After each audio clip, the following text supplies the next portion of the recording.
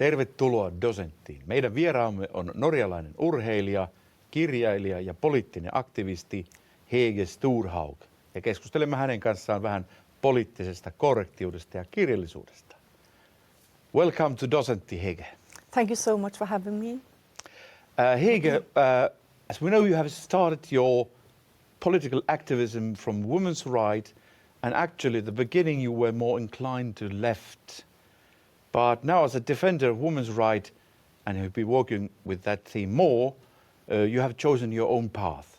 Was this change a natural outcome of this process, or what was behind of the change? It's a long story, actually. I'll try to make it short. As a good human being, you know, when you grow up, you are in your teens and 20s, and you care about the women's rights, children's rights, of course, then you are voting on the left side. So I did that. Yeah. I didn't know politics, but I knew that. And what happened is that in 1992, I was a fresh journalist from the academy, and the first case coming into my lap, literally, is that a Norwegian-born Pakistani girl, 18 years old, is telling me about how she was forced to marry in northern Pakistan at gunpoint by her closest relatives, father, brothers, uncles, and so on. And finally, she said yes to a marriage with a second cousin to avoid getting killed by her own beloved ones. And she managed to escape back to Norway. She should have been killed. I mean, that was, if you believe in God, she had God on her side. And back in Norway, she wanted to tell her story. That's how she came to me.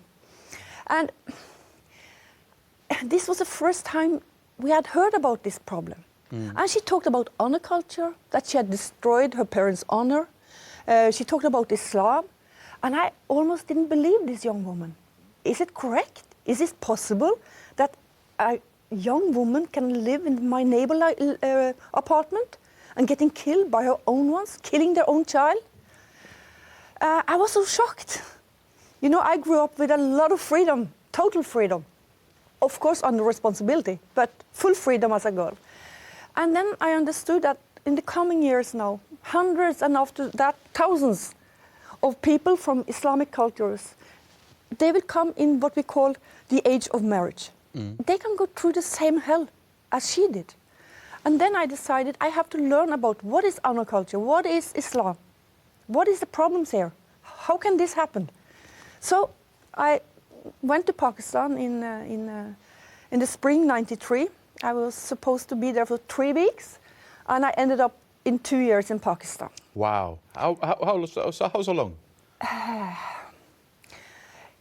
You know, it's a dramatic cultural shock to come to Pakistan as a free woman from the free world. There is an almost total lack of empathy in that culture with children, women, and minorities. And then you have another thing. I mean, and on the other side, you can meet people, single people, who are grown up in this horrible culture, who are the most loving people, who became my friends at once. So that's why I managed to stay that long in that, excuse me, shithole culture. And I got friends there the first few days. They are still my closest friends in life. So that's why I also stayed there for 2 years. But of course, I wanted to learn as much as possible to be prepared as a journalist to cover these issues. So you made your homework very well, actually, quite thoroughly. I would say so. I wrote a book in '96, Mashallah, A Journey Amongst Women of Pakistan. Actually, that also was a shock for me. Then we are talking about another cultural shock, presenting these issues in Norwegian public. How did they react? No, I was harassed. I was worried for Norwegian Pakistani women in Norway, that they could be in miserable life like Pakistani women. And then the anthropologists were there trying to explain to me that we shouldn't believe that we were any better with women than in Pakistan. And then you had a Pakistani female and male spokesman totally denying the problems. So they were explaining to you that how you're so wrong because you are so wrong. Yeah. And you know, at that moment, I had a lot of friends in Pakistan being human rights activists. You have the most wonderful there. You have feminists. And I had been in so many discussions, private and through my job, with them. So I thought it was possible to talk about this also in Norway, but it was not.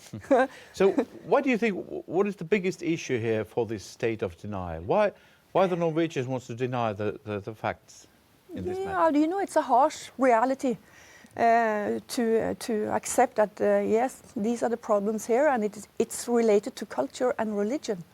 That differs from our culture and religion, and we are not supposed to, because of the colonial time, because of Nazism, mainly those two factors, we are not supposed to believe that we are any better. But we are. You are a very controversial and debated character in Norway nowadays. I'm very happy for that. You know, if the mullahs were not mad at me, I wouldn't have done my job. Okay. But anyway, you have wrote many books, and including also the bestseller Islam, vitsaus in Finnish, but in Norwegian, Islam, den 11. landebladet. Yeah. And you made 3 big mistakes. First of all, you made a self-publication. You didn't give your book to the great publication houses, which made them mad. Secondly, you made a bestseller. People just started to read that book, and they bought it. It's horrible, isn't it?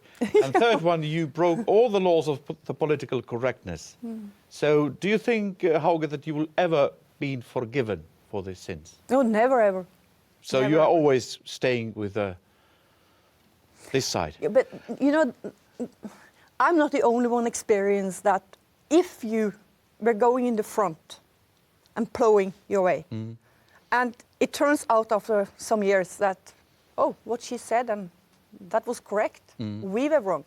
Do you think academics and journalists will admit, or politicians, that they actually were wrong? No, that doesn't happen. But then what happens is that someone will then come after you and say the same things some years after. And they becomes the hero. Yes. So that's my destiny. I don't care. But you're not afraid of being a pioneer, the first one, avant-garde. I am a pioneer. Yes. Yeah, but I'm not a happy pioneer. I'm very sad. I'm actually almost depressed by the situation, because if our politicians had acted on the information they had already in the 90s, and all the information we in Human Rights Service, a political think tank, gave the Parliament from 2002 and onwards, if they had acted on that documentation, we would have been a much better place today. So it's quite depressing to have such a role, if you can say it like that. But how could you don't believe that you are kind of a reminder, that you are reminding the politicians about the mistakes they have been doing? Yeah, of course, I'm a pain in the ass. Yes. Yeah. Or well, another way to say. Yeah.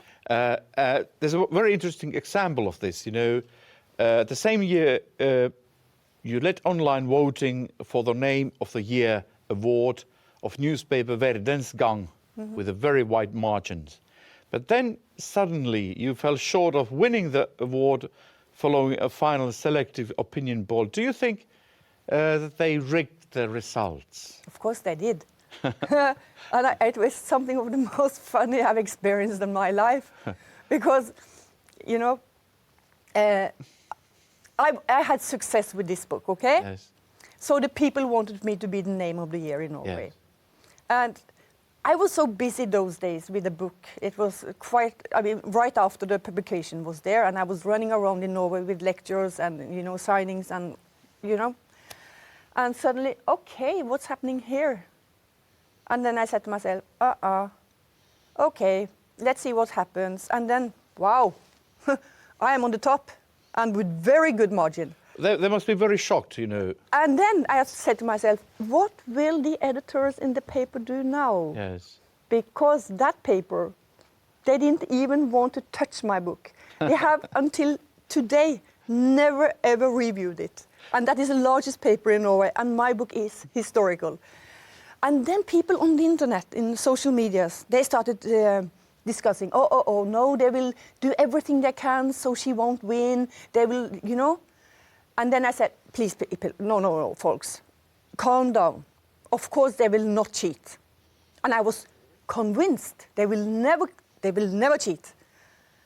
And then they did. They did. They rigged the poll. And I got people from that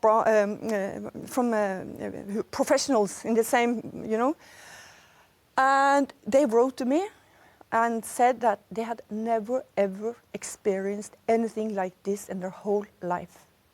Now, what was the public reaction to this? Then I sell even more books, because then, don't you see the establishment? They make ordinary people mad and angry. Yeah. Because they also then feel let down, because they wanted me to win as a woman of the people. And then they feel that they are also stamped on. So then they run and buy even more books. Have you ever officially asked where's that sportsmanship of this Verdens Gang newspaper? Have you ever asked them that? Why did you rig my results? I mean, where's your consciousness? No, I don't. You know, I don't have time to be in that. I'm finished with that. That took me one day to be a little bit shocked, and then I'm finished with it. So maybe when I meet the editor, chief editor, maybe I will just smile to him and say if he had a good night's sleep after he did it. So what was the reaction in social media then? No, as I told you, people get very, very mad, because they feel in general let down by mainstream media on immigration issues, on Islam. They feel that the MSM has been covering up huge problems that has been created through immigration in our country. And they are right. Both politicians and media and academics, they have done that through the 80s. We can begin with the 80s, but it's especially 90s and the last 10, almost 20 years. So there has been a cover-up, yeah. Do you think, you know, we go to the advertisements very soon, but do you think that there'll be a change for this attitude? Yeah, they have to, because you know the reality is it's out. It's out. You can't deny it anymore. But you can deny Islam still. Yeah. But immigration problems, when it comes to the value problems, when it comes to how much it's cost us, that you cannot hide anymore. And the crime rates, you can't hide that anymore. So they're coming after now, okay? Mm. But of course, still they are in a kind of denial. They still believe that if we are better to integrate them, it will all work out in the end. Thank you, Haug. We will continue with this after advertisement. Yeah. Pysykäähän kanavalla, keskustellaan hyvin mielenkiintoisia asioita tämän norjalaisen rohkean ihmisen kanssa.